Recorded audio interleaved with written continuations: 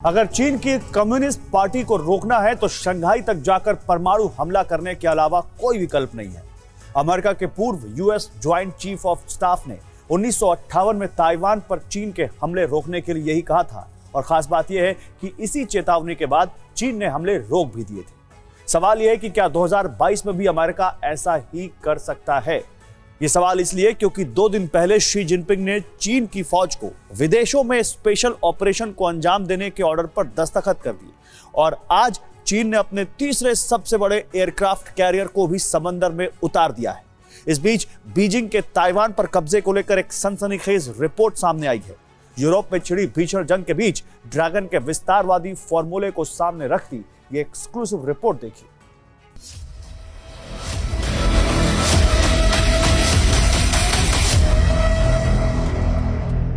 जंगी बेड़ों से उफान मारती समंदर की लहर,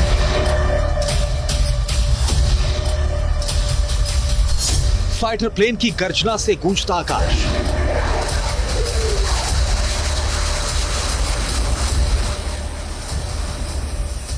ये महज तस्वीरें नहीं, बीजिंग से ऑर्डर मिल चुका है। नापाक साजिशों का जाल बुनकर ड्रैगन की फौज समंदर में कूच कर चुकी है।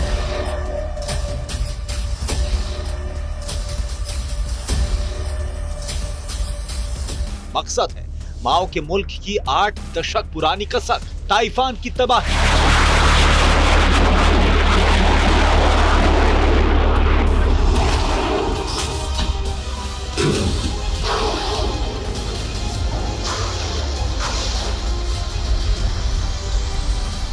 जिस वक्त यूरोप की सरहद सुलग रही है, जब 2 देश एक दूसरे के खून के प्यासे हो चुके हैं,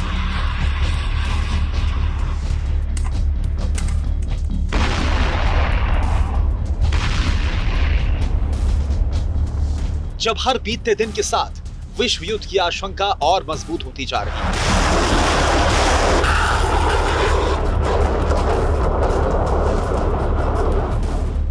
तब चीन के तानाशाह ने अपनी साजिशों के नए सूत्रधार को समंदर में उतार दिया।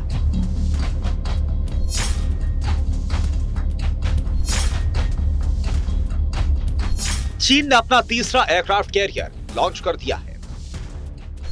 टाइप 003 एयरक्राफ्ट कैरियर का नाम फुजियान रखा गया है। ये तस्वीरें उसी वक्त की हैं जब चीन के महाविनाशक जहाज को समंदर में उतारा गया।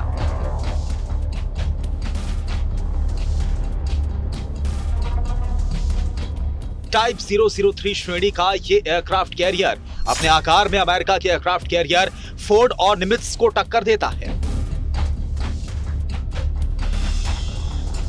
अमेरिका के बाद चीन ऐसा दूसरा देश है जिसने इतने विशाल और अत्याधुनिक एयरक्राफ्ट कैरियर को बनाने में कामयाबी हासिल की। यह चीन का तीसरा एयरक्राफ्ट कैरियर है। चीन का पहला विमान वाहक पोत लियाओनिंग 2012 में लॉन्च किया गया था। इसके बाद 2019 में चीन ने दूसरे विमान वाहक पोत शेडोंग का उद्घाटन किया था। फुजियान चीन का तीसरा एयरक्राफ्ट कैरियर है जो चीन में ही बना है।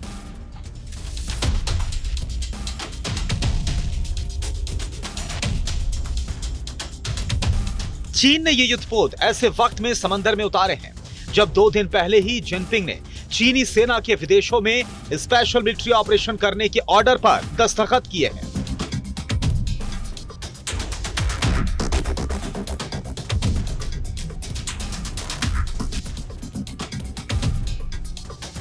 ऐसे में सवाल लाजमी है कि क्या चीन ताइवान पर हमला करने वाला है?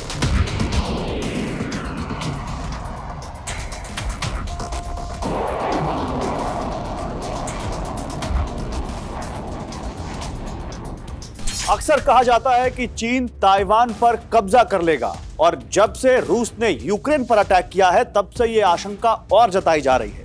लेकिन क्या वाकई में चीन का ताइवान पर कब्जा करना इतना आसान है? बिल्कुल नहीं है। यूक्रेन और ताइवान में जमीन आसमान का फर्क है।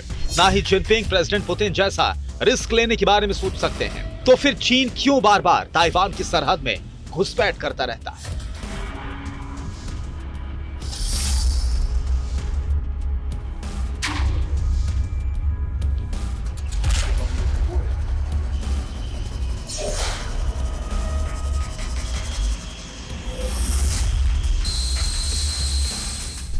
चीन अपने फाइटर जेट से लेकर न्यूक्लियर बॉम्बर तक भेजता रहता है। चीन के लड़ाकू विमान ताइवान की हद में घुसपैठ करते हैं। जवाब में ताइवान मिसाइलें तान देता है। खौफ में चीनी बैरंग वापस लौट जाते हैं। पिछले 1 साल के दौरान ऐसा कई बार हो चुका है, लेकिन इस बार जिनपिंग का ताइवान को तहस नहस करने का प्लान पक्का है।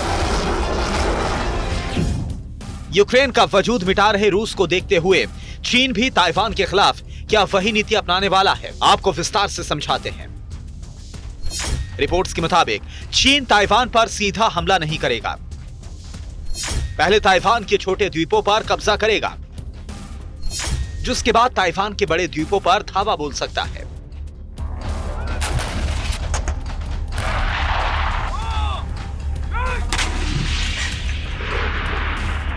रूस ने यूक्रेन पर हमले की शुरुआत डोनेत्स्क और लुहांस्क से की थी। यूक्रेन का यह इलाका रूस के बॉर्डर से लगता है। ताइवान पर कब्जा करने के लिए चीन भी यही नीति अपना सकता है।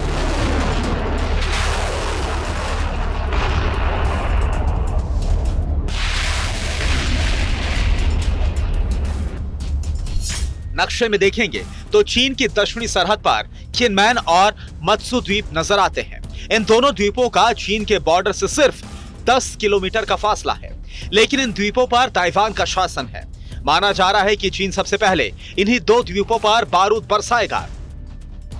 चीन जान चुका है कि रूस के यूक्रेन वाले फॉर्मूले से ही ताइवान पर कब्जा किया जा सकता है, इसलिए सबसे पहले अपनी सरहद के करीब से ताइवान की हर निशानी खाक में मिलाना चाहता है। फिनमैन और मत्सु द्वीपों के बाद चीन का प्लान पेंगू द्वीपों पर कब्जा करने का है। ये द्वीप ताइवान से बेहद करीब हैं। इन द्वीपों पर कब्जा करने के बाद चीन के लिए ताइपे की सल्तनत को तबाह करने में ज्यादा देर नहीं लगेगी। पिछले 9 साल से कई बार चीन ने इन द्वीपों पर कब्जा करने की कोशिश की, लेकिन हर बार नाकामी हाथ लगी।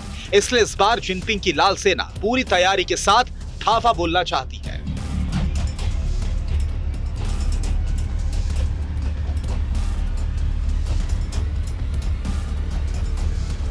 和平方式实现祖国统一。 बात से माना तो ठीक, नहीं तो 500 किलो तक का बम बरसाएंगे।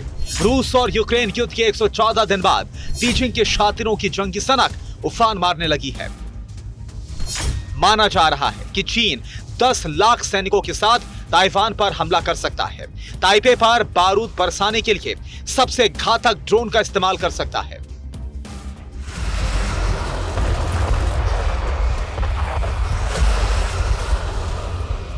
अमेरिकी जानकारों के मुताबिक ताइवान पर चीन का हमला रूस यूक्रेन युद्ध से कई गुना घातक हो सकता है।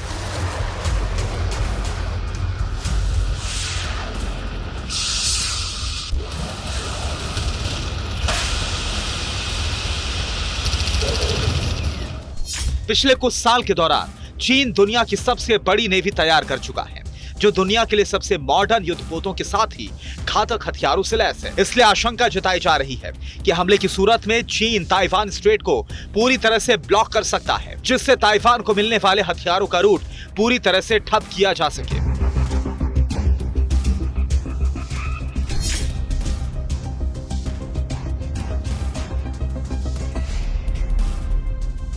यूक्रेन पर रूस के हमले के बाद विवाद वाले छोटे देशों पर बड़े हमले की आशंका जताई जा रही थी और युद्ध के 114 दिन के बाद यह आशंका और बलवान होती जा रही है।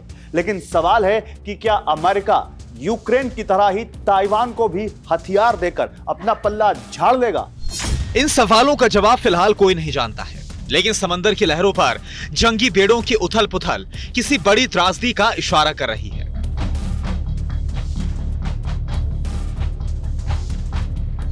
इस बार अमेरिकी राष्ट्रपति जो बाइडेन चीन से सीधे आर पार की मूड में है और इसके लिए सुपर पावर एक साथ 2 मोर्चों पर तैयारी कर रहा है। एक तरफ तो ताइवान की मदद करने के लिए अमेरिका ने अपने विध्वंसक हथियारों को दक्षिण चीन सागर में तैनात कर दिया है, तो दूसरी तरफ पहली बार अमेरिकी प्रेसिडेंट जो बाइडेन साफ कह चुके हैं कि अगर चीन की ओर से ताइवान पर हमला किया जाता है तो अमेरिका मिलिट्री एक्शन लेगा। अमेरिका ने साफ कर दिया है कि ताइवान को यूक्रेन नहीं बनने देंगे। जरूरत पड़ी तो माओ के वारिसों के सिर पर अमेरिकी बारूद बरसने में देर भी नहीं लगेगी।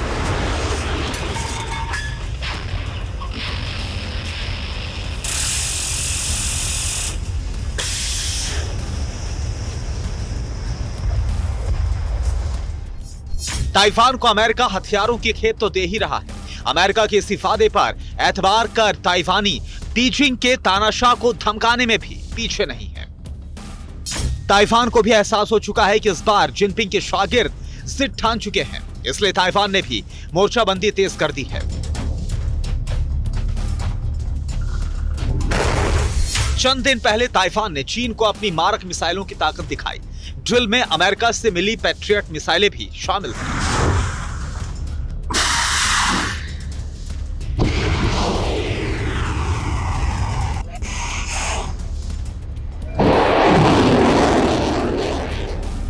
इतना ही नहीं, ताइवान की फौज लगातार चीन से निपटने की तैयारी कर रही है। ये तस्वीरें ताइवान आर्मी की एक्सरसाइज की है, जिसे उसी जगह पर अंजाम दिया गया जहां से चीन के हमले की सबसे ज्यादा आशंका है।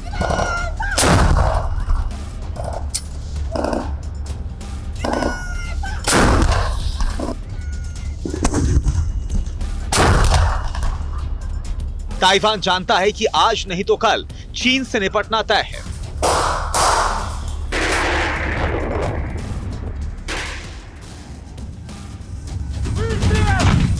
ताइवान हमेशा से जिनपिंग की कमजोर नस मानी जाती रही है। अमेरिका तो पहले से ही ताइवान के साथ था। खास बात यह है कि 7 दशक तक जिस ताइवान से दुनिया का कोई भी देश औपचारिक रिश्ते नहीं रखता रहा, उसी ताइवान के साथ ताकतवर मुल्कों की फौज खड़ी होने लगी है। इसलिए चीन को डर है कि ताइवान को दुनिया आजाद देश मान सकती है। कई देश ताइवान के साथ डिप्लोमेटिक संबंध बना सकते हैं। चीन की वन चाइना पॉलिसी पर खतरा मंडरा सकता है। इसलिए बीजिंग ने अब अपना नापाक मंसूबा पूरा करने की तैयारी कर ली है। यूक्रेन को लेकर जिस तरह से पश्चिमी देशों का रवैया रहा है, उसने बीजिंग का हौसला बढ़ा दिया है। चीन जान चुका है कि अमेरिका और यूरोप की पोटली में प्रतिबंधों के सिवाय कुछ नहीं है, जिनका ना तो पुतिन पर कोई असर है और ना ही जिनपिंग पर फर्क पड़ने वाला है। वैसे भी रूस और चीन साथ आ चुके हैं, इसलिए यूरोप के बाद अब एशिया के छोर पर भी बारूदी मंजर का खौफ नजर आने लगा है।